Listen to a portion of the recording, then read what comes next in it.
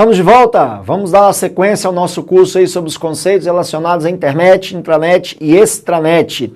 Bloco passado fechamos com o quê? Google, sistema de busca, vimos os filtros, fizemos aí várias questõezinhas importantes para você pegar como que funciona essas questões aí sobre pesquisa. Agora a gente vai entrar em um outro serviço da internet que é tão importante quanto o Google, está no top 5. Na realidade, eu acho que está até caindo mais. Eu ainda não fiz uma estatística bem certeira, mas por dedução, cai mais do que o Google ainda. Para mim, acho que está em primeiro lugar das coisas que mais caem aí nas provas com relação a esse assunto, e você não pode deixar de aprender isso. Joga lá!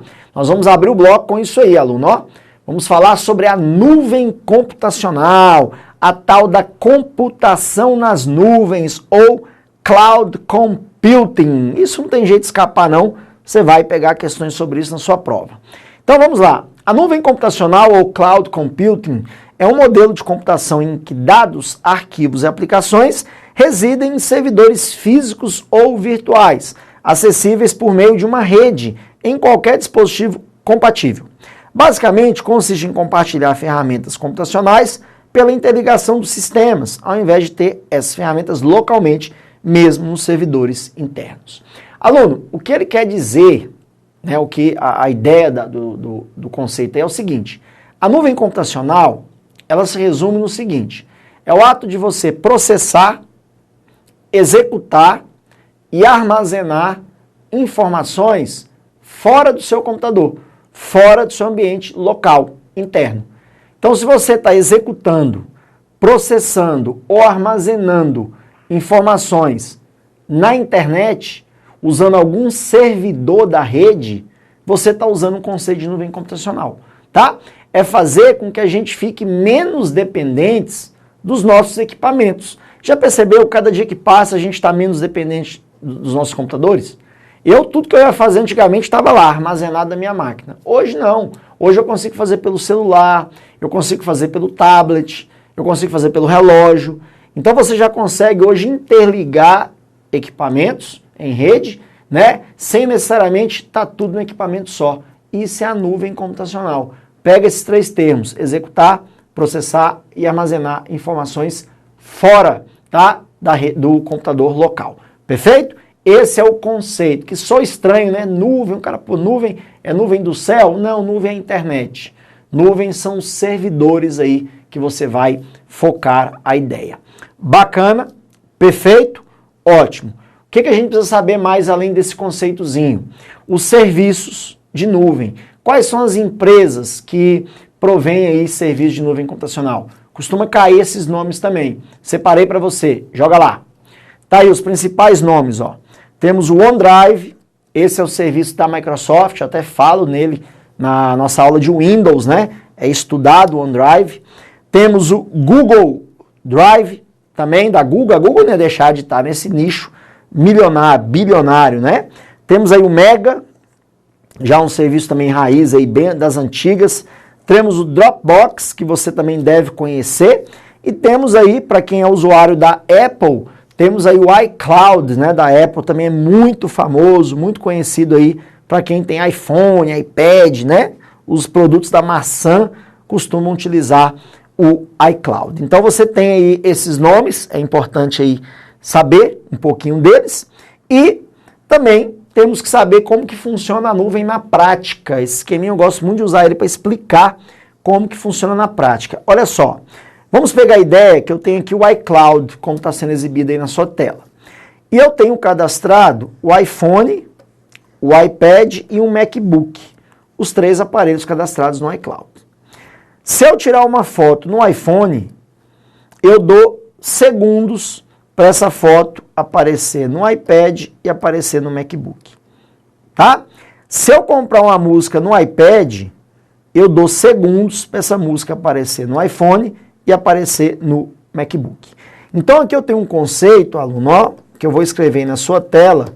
Não esquece desse conceito de tudo em todos. A nuvem permite isso. Você cai muito em prova, se você ir com essa visão para a prova, você consegue acertar muita coisa. Tudo em todos. Ou seja, tudo que eu faço em um aparelho, eu consigo fazer pelos demais aparelhos, porque eu tenho um sincronismo. Eu jogo a informação lá no servidor da Apple e a Apple distribui para os meus aparelhos quase que em tempo real, depende aí da sua rede. Beleza? Lembra dessa frase aí, pelo amor de Deus, que você vai longe, tudo em todos. Outro conceito, esses serviços são chamados de serviços freemium. O que seria freemium? Freemium nada mais é do que a mistura da palavra free, que é grátis, ok? Com a palavra premium, que é pago. Então, chama-se freemium. O que seria isso na prática? A Apple, no iCloud, e a Microsoft no OneDrive, por exemplo, elas nos dão 5 GB de graça. Então, eu posso criar uma conta no iCloud e a Apple vai me fornecer. Fabrício, tá aí, ó, 5 GB na faixa, meu filho. Use à vontade. Então, eu estou sendo um assinante free, né? Só que 5 GB para mim é muito pouco. Rapaz, não dá nem para as fotos no final de semana. Então, eu quero contratar mais. Mas a Apple não vai me dar esse a mais de graça. Eu vou ter que assinar, né, um pacote aí com a Apple, comprando mais gigas. Então eu vou passar a ser um assinante o quê? Um assinante premium, né? Porque eu já estou pagando pelo serviço. Então essa que é a ideia do freemium. Gratuito até um certo ponto e pago até outro certo ponto. Tanto espaço como quantidade de ferramentas. Tudo bem? Perfeito. Joga lá. Outros nomes também, pode ficar esperto que cai, são esses dois aí, ó. São sinônimos, né? A elasticidade ou a escalabilidade da nuvem computacional, que funciona da seguinte maneira, isso aí. Olha só, eu tenho um plano lá de 5 GB, não estou satisfeito, eu quero subir para um plano de 50. Eu vou lá, escolho 50 GB, dou OK, que automaticamente ele vai subir os 50 para mim. É quase que instantâneo os 50. Não, 50 GB ainda está pouco, quero subir para 150. Vou lá, escolho 150, dou OK, ele já vai tornar disponível 150 GB para mim, né? Ah não, 150, rapaz, está muito. Eu acho que eu vou descer para um plano de 100. Então vou lá, escolho 100 GB, dou OK, está tudo certo. O nome disso, aluno, chama-se escalabilidade ou elasticidade da nuvem. Então a escalabilidade ou elasticidade nada mais é do que a nuvem poder aumentar ou diminuir espaços e ferramentas a qualquer momento, sempre que você precisar. Eu acho que é o sistema mais justo que existe, tal do sistema sob demanda. Olha que maravilha. Eu só uso aquilo que eu preciso. O que eu não preciso, eu não vou utilizar. Tem coisa mais justa? Porque às vezes, vou dar um exemplo, você pega aí e liga para sistemas aí de canais por assinatura, né? Boa tarde, tudo bem? Eu queria fazer uma assinatura de tantos gigas de internet e gostaria de assinar apenas 5 canais, né? Não, senhor, não tem jeito não. O nosso plano mínimo é 780 canais, tantos gigas de internet, telefone fixo, né? Celular, relógio, mais um brinde. Mas eu não quero isso, eu só quero a internet e 5 canais. Não, não tem jeito. Então acaba que você tem um esquema de venda casada e é obrigado a usar o que você não quer. Não é assim que funciona? Pois bem, a nuvem não. A nuvem você usa só aquilo que você demanda. Demandou mais, vai ter mais. Demandou menos, vai ter menos, tá? E contratos, por exemplo, de empresas, você nem precisa ir lá e escolher e dar OK. E já vem no contrato. Você contratou X, se precisar de 3x, ele vai demandar automaticamente para você. Isso chama-se elasticidade ou escalabilidade da nuvem. Perfeito? Então segue o jogo. Outra coisa que nós precisamos saber da nuvem está aí, ó. São os tipos de nuvens. Essa classificação, aluno, quero chamar a sua atenção o seguinte. Existe um departamento de comércio americano chamado NIST, tá? O NIST, ele é responsável em dar o conceito, em qualificar, em organizar esses conceitos de nuvem computacional, tá? E os conceitos do NIST são que as bancas aqui no Brasil utilizam para fazer as questões de prova. Então, quando for estudar, for atualizar sobre nuvem computacional, tente amarrar pelos conceitos do NIST. Se você pegou um livro lá, o Zezinho do Algodão Doce, tem um livro muito bom sobre nuvem. Não, eu vou pegar os conceitos do NIST, tá? Inclusive você já acha até em português aí na internet, tá? O Departamento de Comércio norte-americano aí, o nome dessa instituição, ok? E o NIST classificou a nuvem como o quê? Nuvem pública, privada, comunitária e híbrida. O que seria uma nuvem pública, aluno? Nuvem pública é um sistema de nuvem que qualquer pessoa, empresa pode usar, ó. É público, ó. Então, empresa A, B, C, usuário D, todos utilizam, sem problema nenhum, é pública, né? Porém, tem suas vantagens. Quais? Preço, né? Se eu tenho uma estrutura aí que está compartilhada com empresas do mundo inteiro, o preço deve ser bem menor, né? Porque eu tenho estrutura compartilhada, né?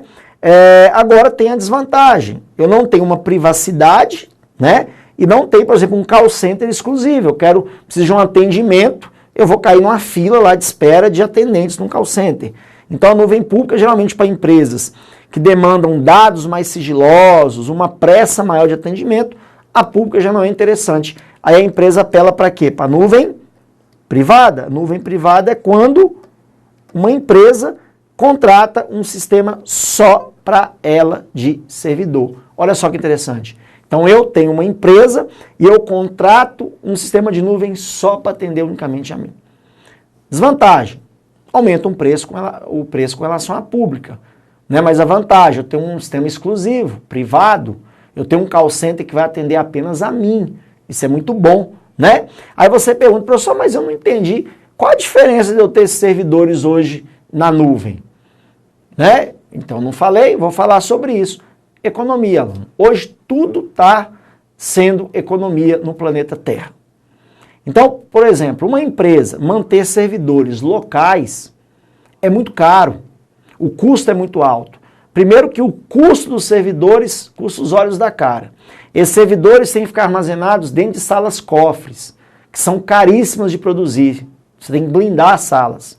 Tem que botar chão suspenso com sistema hidráulico de sugar água em caso de alagamento. Custa muito dinheiro. Ar-condicionado para manter o servidor numa média de 10 graus de temperatura. E servidor esquenta igual uma brasa. Então imagina, uma brasa num ambiente que ele tem que ficar a 10 graus. Haja ar-condicionado. Você tem que ter funcionários à disposição lá do servidor 24 horas por dia e geralmente funcionários especializados, mão de obra cara. Então o que acontece? As empresas estão querendo se livrar disso. Então o que eu faço? Eu contrato uma empresa que vai me fornecer o meu sistema de servidor. Então eu tenho o público, que é qualquer um pode, né, contratar, e o privado, que eu vou ter uma estrutura só para me atender. Mesmo o privado sendo mais caro, ainda sai mais barato do que eu ter estrutura local. Tudo bem? Entendeu a ideia? Ótimo. Qual o próximo? E depois temos o sistema de nuvem comunitária. Comunitária é o seguinte, é quando empresas do mesmo setor, então a empresa A1 e a empresa A2, ou seja, do mesmo setor, só que empresas diferentes, contratam um sistema de nuvem, compartilham custos com uma estrutura de nuvem. Por exemplo, vamos pegar aqui no Brasil, nós temos o Banco do Brasil e a Caixa. O Banco do Brasil e a Caixa em Brasília tem um prédio da TI dos dois bancos que é o mesmo prédio. Eles compartilham a mesma estrutura de servidor para atender os dois bancos. Apesar de ser bancos diferentes, propostas diferentes, mas são dois bancos. Então a comunitária é isso, são empresas do mesmo setor, tá, compartilhando sistema aí de nuvem computacional, ok? E a híbrida, acho que você já mata o que é pelo desenho, né? É quando a empresa, por exemplo, tem lá os e-mails dos funcionários, eu estou usando a nuvem pública, mas o meu sistema gerencial de dados mais sigilosos, eu estou armazenando numa nuvem privada. Então, eu posso falar que eu utilizo uma nuvem híbrida, né? E meu sistema, por exemplo, de vendas, eu compartilho com uma outra empresa parceira, né? Que tem o mesmo ramo que a minha. Aí eu estou usando a comunitária. Isso aí já caiu no conceito de nuvem híbrida. Perfeito? Pegou a ideia, aluno? Que bom. Então, seguindo, Outra coisa também aí, ó, que o NIST definiu, que você tem que saber isso cai muito em concurso também, é a pirâmide da nuvem computacional. Como que é classificado esses serviços de nuvem, ó? São em 3 blocos, tá? Em 3 andares. Começando com o andar aqui de baixo, a nuvem quando é classificada como IaaS, aluno. IaaS significa infraestrutura como serviço na nuvem. A infraestrutura, deixa eu puxar aqui as palavras-chave, ó. É quando você estiver usando a parte física da nuvem, o hardware. Então ele vai colocar, por exemplo, na prova, ó, quando você estiver dependendo do uso de processamento, né? Demanda de armazenamento. Isso é tudo no IaaS. É como se fosse o seguinte, eu contrato uma infraestrutura de nuvem, onde eu estou contratando os servidores para explorar a parte de processamento, armazenamento, a estrutura de rede. Então, esse é o nível mais baixo, é o nível do hardware. Então, por exemplo, eu tenho na minha empresa só terminais de acesso. Processamento, armazenamento, é tudo feito pelo terceirizado. Então, eu contratei o nível mais baixo da coisa, chama-se IaaS. Perfeito? Aí, voltando lá, um exemplo é a Amazon. A Amazon oferece no Brasil sistema de IaaS. Tá? Você contrata, a Amazon hoje é a empresa mais rica do planeta, né? E ela consegue gerir para você toda essa parte física aí de servidores, ok? O segundo andar chama-se PaaS. PaaS vem de plataforma como serviço na nuvem. Então esse P vem da palavra plataforma, né? Quais são as palavras-chave, aluno? Aí é um nome mesmo que ele vai te dar. Ele vai falar em plataforma, mas ele pode usar também a palavra desenvolvimento, né?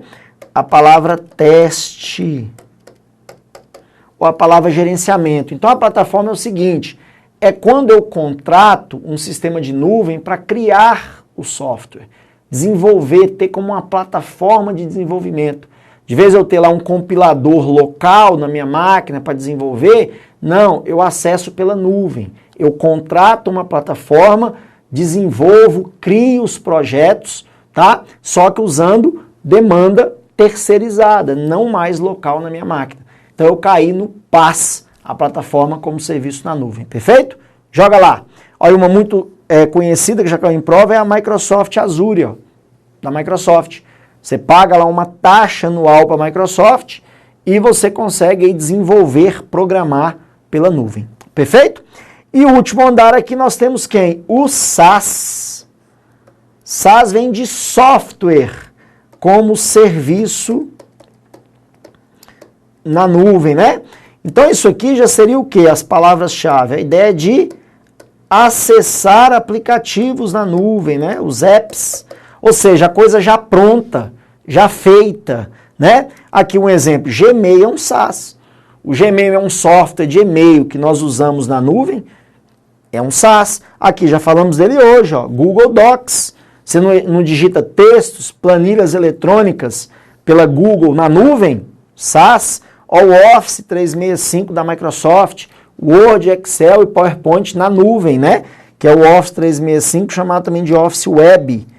Também é um SaaS, tá? Tem aluno que não consegue entender o porquê dessa pirâmide. Cara, eu acho muito óbvio. Entenda assim, ó. Por que o I é o nível mais baixo? Porque o I é a estrutura física. É o hardware, é o que comporta tudo.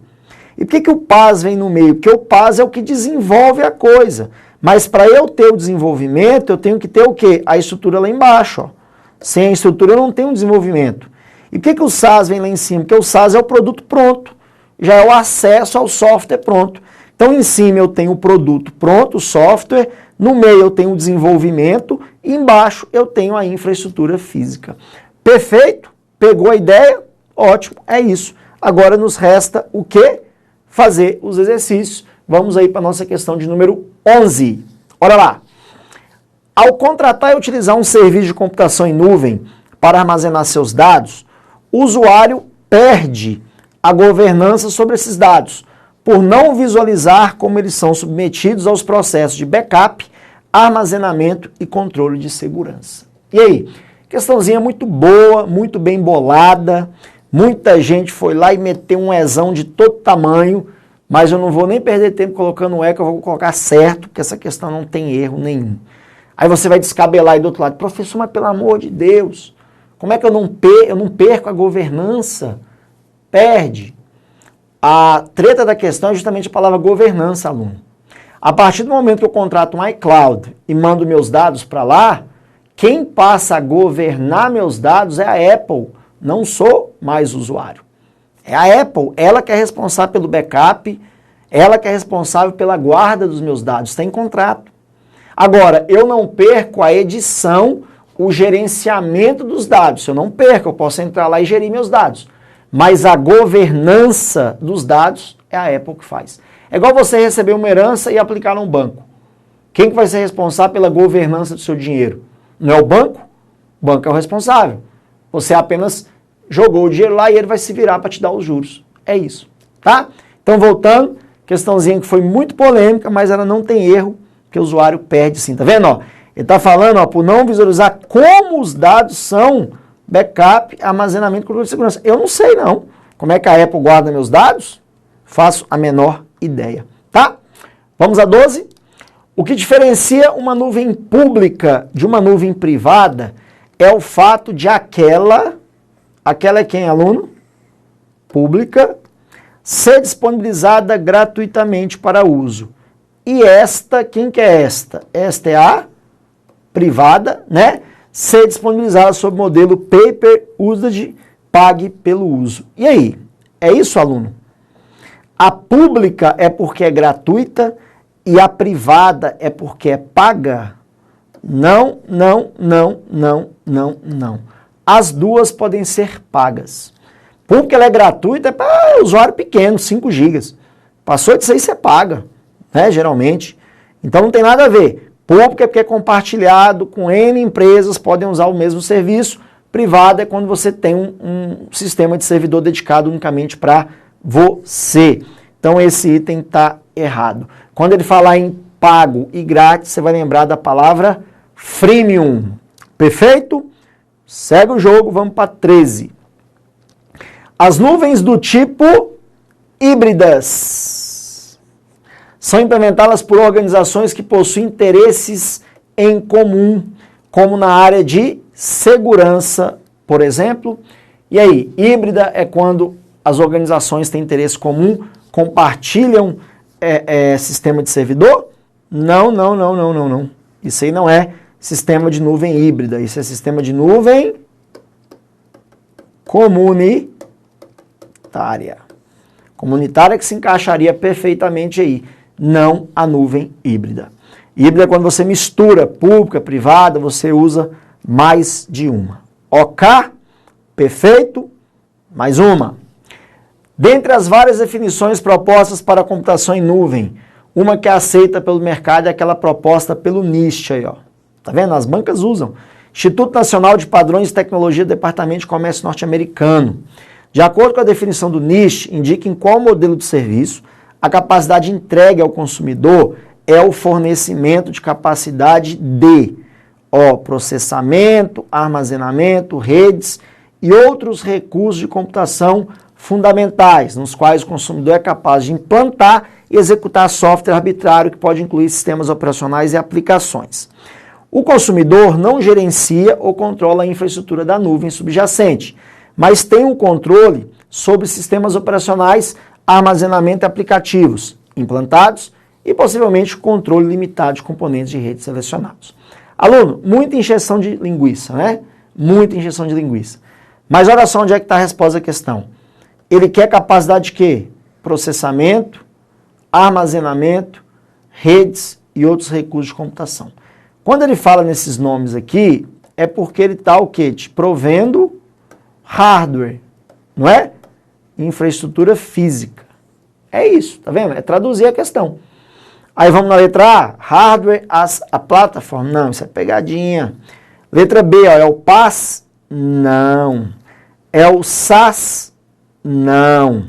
É o RaaS? Não, olha só que interessante. Antigamente era. O NIST classificava o primeiro andar da nuvem como RAS. Aí isso foi alterado e eles alteraram para quem? Para o IaaS. Eles trocaram hardware pela palavra infraestrutura. Por isso, a coisa nadou, ó, para não ter recurso, ó, citou o NIST como fonte. Que às vezes outros aí ainda usam o H. Por isso que eu falei, estude pelas definições do NIST. Perfeito? Mais uma. 15. Na computação em nuvem, Cloud Computing, que mudou a visão de pessoas físicas e jurídicas acerca de recursos de tecnologia da informação, o modelo que oferece um ambiente sob demanda para desenvolvimento, teste e gerenciamento de aplicações de software é denominado, olha as palavras, aluno, desenvolvimento, teste e gerenciamento. E aí, letra A, infraestrutura como serviço? Não, não é o IaaS, IaaS é hardware. Letra B, Big Data? Não, a Big Data ela entra por trás, são os grandes servidores que estão processando, minerando informações aí, né? Ele quer a classificação. Letra C, é o software? Não, o software já é pronto, ele quer desenvolver.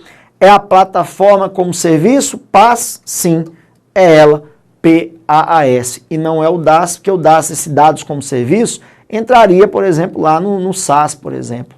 Ok? Então tá aí mais uma questão para você ver como que cai. E vamos para a questão 16, mais uma aí, ó. A computação em nuvem do tipo Software as a Service, ou seja, o SaaS, possibilita que o usuário, aqui ó, acesse aplicativos e serviços de qualquer local usando um computador conectado à internet. E aí, o que você entende com esse item? Se é para acessar os aplicativos, é porque a coisa já está pronta. É porque já é o produto final, né? E o produto final na nuvem é o quê? É o SaaS. Então, examinador, o senhor escreveu bem, mandou bem, questão também correta. Essa aí não tem o que reclamar. Perfeito, aluno. Pegou a ideia? Ótimo. Então tá aí. Vimos um bloco só de nuvem, porque cai muito. Isso não tem jeito, isso tem que ter bem estudado, porque é um tema constante aí das principais provas de concurso. Então vamos dar uma pausa aí para o nosso intervalo. Volto com você daqui a pouquinho com mais conceitos relacionados à internet, intranet e extranet. Fui!